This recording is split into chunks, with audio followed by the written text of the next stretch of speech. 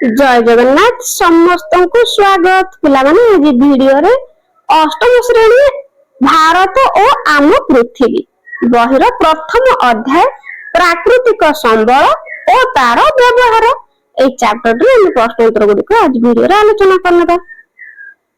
एक नंबर प्रश्न होईची आमे आज जहा को नवीकरण योग्य संबल बोली भाबुचे ताहा आसंता काली को किपरि नवीकरण अयोग्य होई जिवो एही घटना को रोकिया पाई केउ पदक्षेप लिया जाई परिबो लेख।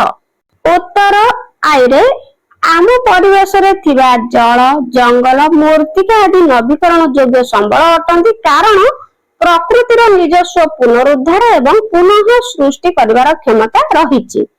किंतु जेतेबेले आमे एही संबल गुडी को प्रकृतिर पुनः भरणा हार ठारू अधिक मात्रा रे एवं दायित्वहीन भावे व्यवहार करू सेतेबेले सेगुडकर पुनः सृष्टि चक्र बाधा प्राप्त हुए फल रे सेगुडिक धीरे धीरे नवीकरण अयोग्य संबल रे परिणत हो जांती। उदाहरण स्वरूप जदि जंगल रे नया गछ सृष्टि हेबा तुलना रे हम अधिक रु अधिक काठ काटिबा तेबे जंगल संपूर्ण क्षय होई जिवो। सेही परि माटी तळे वर्षा जल पूरण हेबा अपेक्षा जदि आमे अधिक भूतल जल उत्तोलन करिबा तेबे जल स्तर सुखी जिवो। एही घटना को रोकिया पई निम्नलिखित पदक्षेप लिया जाय परिबो। तो प्रथमे संतुलित व्यवहार संबलर व्यवहार एवं एहार प्राकृतिक पुनः सृष्टि मध्य रे संतुलन रक्षा करिबा आवश्यक। आमको गछ काटिबा बदल रे बहुल मात्रा रे वृक्षरोपण करिबा को हेबो। दायित्वपूर्ण परिचालन और संरक्षण वर्षा जल अमल करिबा एवं पोखरी और अन्य पारंपरिक जलाशय गुड़िकर पुनः उद्धार करी भूतल जलस्तर वृद्धि करने को पड़िबो। बीआई रे प्रदूषण नियंत्रण शिल्प वर्ज्यवस्तु एवं कृषि क्षेत्र में रासायनिक सार व्यवहार कमाई जैविक कृषि को अपनाइबा दरकार जहा द्वारा माटी एवं पानी विषाक्त हेबो नाही। नेक्स्ट 2 नंबर क्वेश्चन रही मनुष्य सेवार आसुथिबा 5टी परिसंस्था कार्यावली रो नाम कुओ जाकि मनुष्य सेवार आसुथिबा 5टी परिसंस्था कार्यावली। उत्तर लिखिबा। उत्तर प्रकृति जेतेबेले निजस्व अंतर्निहित ढंग रे कार्य करी मनुष्यर कल्याण करे सेतेबेले आमे ताहाको परिसंस्था सेवा बा परिसंस्था कार्यावली कहि थाउ। मनुष्यर सेवार आसुथिबा 5टी मुख्य परिसंस्था कार्यावली हैला एक रे प्रथम अम्लजान उत्पादन। तो वृक्षलता माने प्राकृतिक प्रक्रिया रे आलोक संश्लेषण अम्लजान उत्पादन करती जहां मनुष्य तथा अन्य प्राणी मानक श्वासक्रिया पे निहाती जरूरी।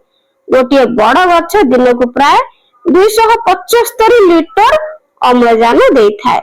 तो टुआई जल को स्वच्छ करिबा जंगल एवं प्रकृतिर अन्य उपादान गुडी को प्राकृतिक भाव रे वर्षा जल को संरक्षण कर भूतल जलस्तर वृद्धि करती एवं प्राकृतिक उपाय जल को विशोधन बा स्वच्छ करिथांती। नेक्स्ट 3 रे मूर्तिका क्षय रोकिबा जंगल एवं गछ गुडिकर चेर माटी को दृढ़ भाव रे धरि रखे जहा द्वारा बन्या बा वर्षा समय रे मूर्तिका क्षय हुए नाही एवं कृषि पई हम उर्वर चाष जमी पाई थाउ।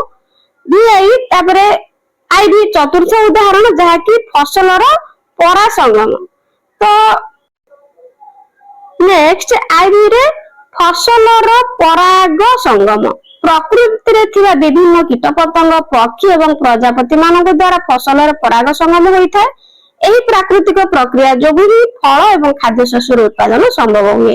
बी रे वासस्थान प्रदान और जैव विविधता परिसंस्था विभिन्न प्राणी और जीव मानक पई प्राकृतिक वासस्थान जोगाई थाए। एहा परिवेश रे संतुलन रक्षा करबा सहित मनुष्य पई खाद्य श्रृंखला को सुदृढ़ करिथाए।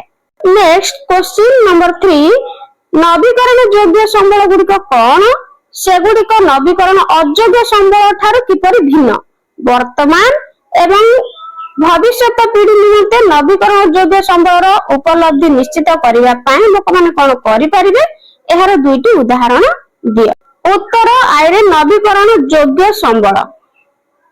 तो नवीकरण योग्य संबल कहा को कहा जाए जेउ प्राकृतिक संबल गुडिक समयानुक्रमे निजको सुस्थ करी पुनरुद्धार और पुनः सृष्टि होई पारंती ताहाको नवीकरण योग्य संबल कहा जाए। उदाहरण स्वरूप सौर शक्ति पवन शक्ति नदी जल और जंगल इत्यादि। ନବୀକରଣ ଅଯୋଗ୍ୟ ସମ୍ବଳ ଠାରୁ ଏହାର ଭିନ୍ନତା। ତ ନବୀକରଣ ଯୋଗ୍ୟ ସମ୍ବଳ ଗୁଡିକ ପ୍ରାକୃତିକ ପ୍ରକ୍ରିୟାରେ ଯେମିତିକି ବର୍ଷା ଯୋଗୁଁ ନଦୀରେ ଜଳ ଭରିବା କିମ୍ବା ଗଛ ଲଗାଇ ଜଙ୍ଗଲ ସୃଷ୍ଟି କରିବା ଏହା ସମ୍ପୂର୍ଣ୍ଣ ଭାବରେ ପ୍ରାକୃତିକ ପ୍ରକ୍ରିୟା ନା ନାହିଁ, ତେଣୁ ଶୀଘ୍ର ପୁନଃଭରଣ ହୋଇପାରେ। କିନ୍ତୁ ନବୀକରଣ ଅଯୋଗ୍ୟ ସମ୍ବଳ ଯେପରିକି କୋଇଲା, ପେଟ୍ରୋଲିୟମ, ଲୁହା, ତମ୍ବା ସୃଷ୍ଟି ହେବା ପାଇଁ ଲକ୍ଷ ଲକ୍ଷ ବର୍ଷ ଲାଗିଥାଏ। ଆମେ ଯେଉଁ ହାରରେ ଏହି ଅଯୋଗ୍ୟ ସମ୍ବଳ ବ୍ୟବହାର କରୁଛୁ ସେହି ହାରରେ ତାହାର ପୁନଃଭରଣ ସମ୍ଭବ ନୁହେଁ ଏବଂ ତାହା ଦିନେ ସମ୍ପୂର୍ଣ୍ଣ ସରିଯିବ। ନେକ୍ସଟ, ଭବିଷ୍ୟତ ପିଢି ପାଇଁ ସମ୍ବଳର ଉପଲବ୍ଧି ନିଶ୍ଚିତ କରିବାକୁ ଦୁଇଟି ପଦକ୍ଷେପ। ଉଦାହରଣ ନେବା, ନବୀକରଣ ଯୋଗ୍ୟ ସମ୍ବଳ ଗୁଡିକର ଦାୟିତ୍ୱପୂର୍ଣ୍ଣ ଏବଂ ଧାରଣୀୟ ବ୍ୟବହାର ଦ୍ୱାରା ଆମେ ଭବିଷ୍ୟତ ପିଢି ପାଇଁ ଏହାକୁ ସୁରକ୍ଷିତ ରଖିପାରିବା।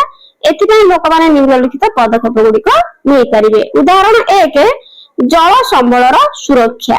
ଭୂତଳ ଜଳର ଅତ୍ୟଧିକ ଉତ୍ତୋଳନ ଯାହା ପଞ୍ଜାବରେ ସଂକଟ ସୃଷ୍ଟି କରିଛି, ତ ତାହାକୁ ରୋକିବା ପାଇଁ ଆମକୁ ବର୍ଷା ଜଳ ଅମଳ କରିବାକୁ ପଡିବ। ଏଥିସହ ପୋଖରୀ ଏବଂ ପାରମ୍ପରିକ ଜଳାଶୟ ଗୁଡିକର ପୁନରୁଦ୍ଧାର କରି ଭୂତଳ ଜଳ ସ୍ତରକୁ ବୃଦ୍ଧି କରାଇବା ଆବଶ୍ୟକ। ନେକ୍ସଟ, ଉଦାହରଣ 2, ମୃତ୍ତିକା ଓ ଜଙ୍ଗଲର ସୁରକ୍ଷା।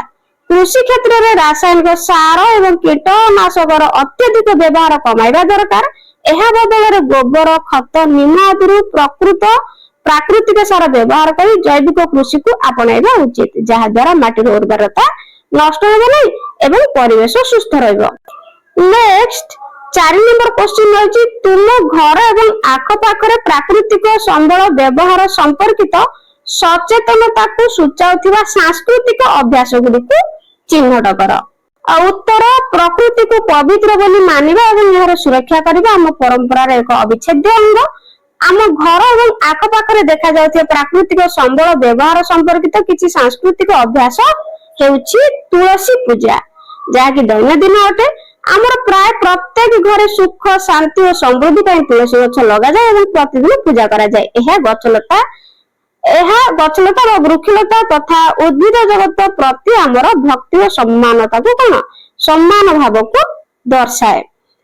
ସୂର୍ଯ୍ୟଙ୍କୁ ଅର୍ଘ୍ୟ ଅର୍ପଣ। ପ୍ରତିଦିନ ସକାଳେ ଉଦୟ ହେଉଥିବା ସୂର୍ଯ୍ୟ ଦେବତାଙ୍କୁ କୃତଜ୍ଞତା ଏବଂ ସମ୍ମାନ ସ୍ୱରୂପ ଜଳ ଅର୍ପଣ କରାଯାଏ। ଏହା ସୌରଶକ୍ତି ଓ ଜଳ ସମ୍ବଳ ପ୍ରତି ଆମର ଆଦର ପ୍ରକାଶ କରିଥାଏ।